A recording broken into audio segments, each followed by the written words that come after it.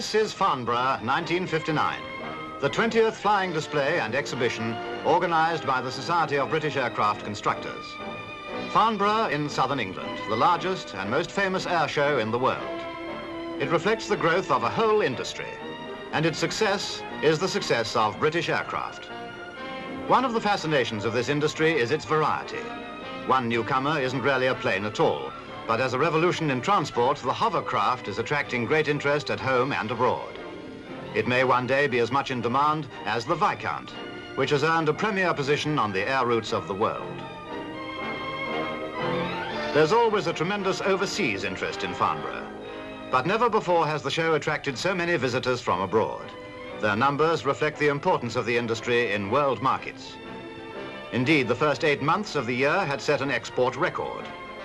And there was every sign that 1959 would be an all-time high. Since the war, overseas buyers have spent nearly £900 million on British aviation products. And exports are now running at the rate of £3.5 million a week.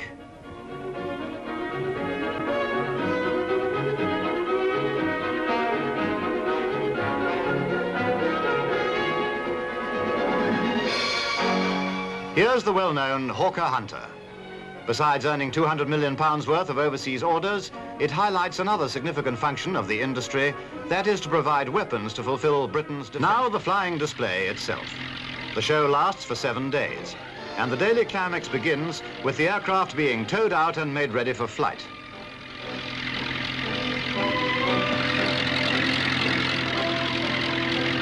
To watch a flying display at Farnborough is an experience few can forget. The variety of machines, the impeccable timing of their performance, the stopwatch regularity of takeoff and landing.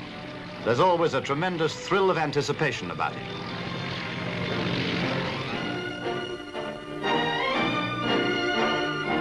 Over 350,000 visitors saw this year's display, and they had perfect weather for it too. First in the programme is the Comet, and de Havilland's chief test pilot, John Cunningham, goes aboard to show off the 4B version to the waiting crowds.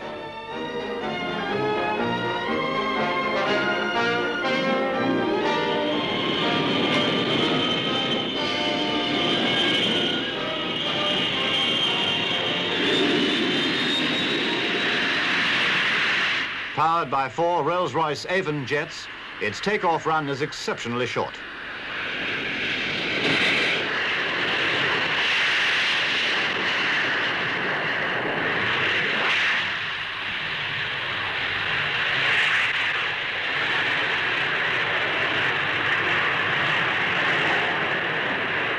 Let's go upstairs and get alongside the Comet in the air. This is one advantage of seeing Farnborough on film. Wearing the colourful new livery of British European Airways, it will start operating early in 1960.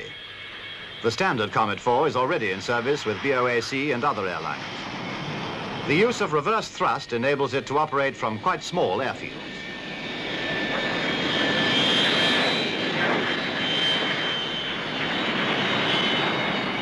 We spotted the Crown Prince of Nepal among spectators watching another jet, the pocket-size Holland Gnat, a 2-seat training version of this lightweight fighter.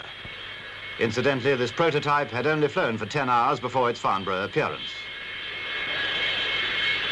It's a development of the single-seat fighter beyond.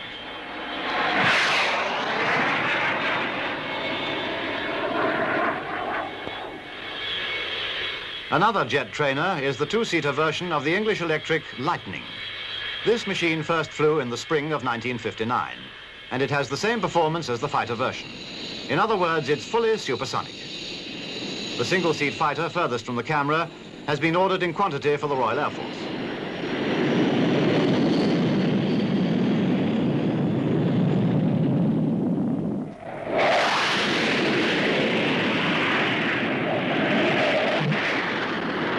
Blackburn aircraft's contribution in the transonic field is the NA-39, a 2-seater strike aircraft for the Navy designed to give the high speed and accurate control needed for low-level attack.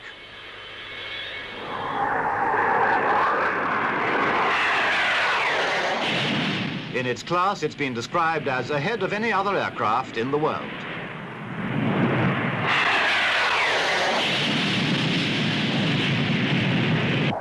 Always a Farnborough highlight, formation aerobatics by the services. A twinkle roll. A new maneuver by Scimitar jets introduces the pilots of the Royal Navy. Now have another look at the hovercraft. Floating on a cushion of air supplied from an Alvis Leonides piston engine, it glides over land or water without touching the surface. Its potential as a cross-channel or river ferry has brought many inquiries from overseas, and its designers are hoping to follow this prototype with a version weighing 40 tons.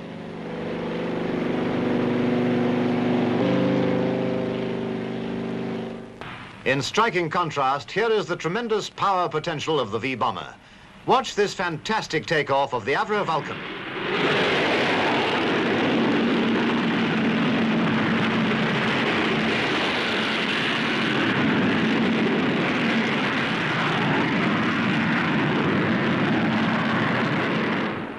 This version, the B-2, is a development of the world's first four-jet Delta wing bomber.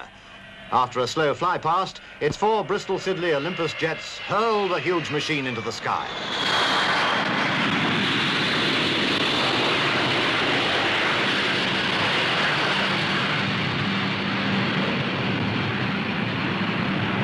As for the brand new airliners at Farnborough, the largest is the Vickers Vanguard.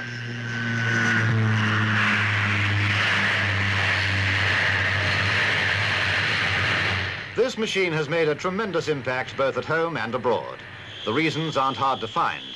Vickers claim that its economy with Rolls-Royce Tyne engines could cut many passenger fares by 50%. Its design is the result of their experience with over 400 Viscounts. Another machine with a variety of uses is the Fairey Rotodyne, famous as the world's first vertical takeoff airliner. Here's a Rotodyne's angle on the Farnborough scene. Down below, a visitor from Bahrain looks on as the Rotodyne goes through its paces. It combines the merits of helicopter and fixed-wing airliner, vertical takeoff and landing, and forward flight at nearly 200 miles an hour.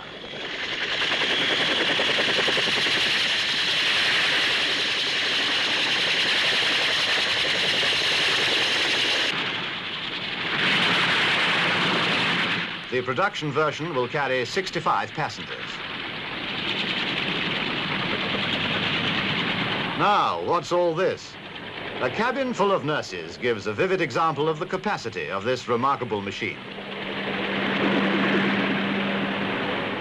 Research into vertical flight has produced some great advances. The short SC-1 is a Delta wing research machine powered by 5 Rolls-Royce jets. It uses the thrust of 4 of them to give vertical lift. The other one drives it along. The lifting jets can also be inclined to give a forward thrust or directed forwards to act as a brake.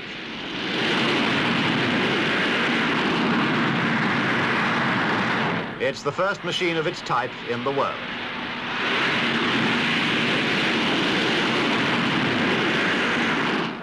Now back to the runway where hawker hunters are lining up for one of Farnborough's aerobatic displays. These are the men and machines of Treble 1 Squadron Royal Air Force, known collectively and expressively as the Black Arrows.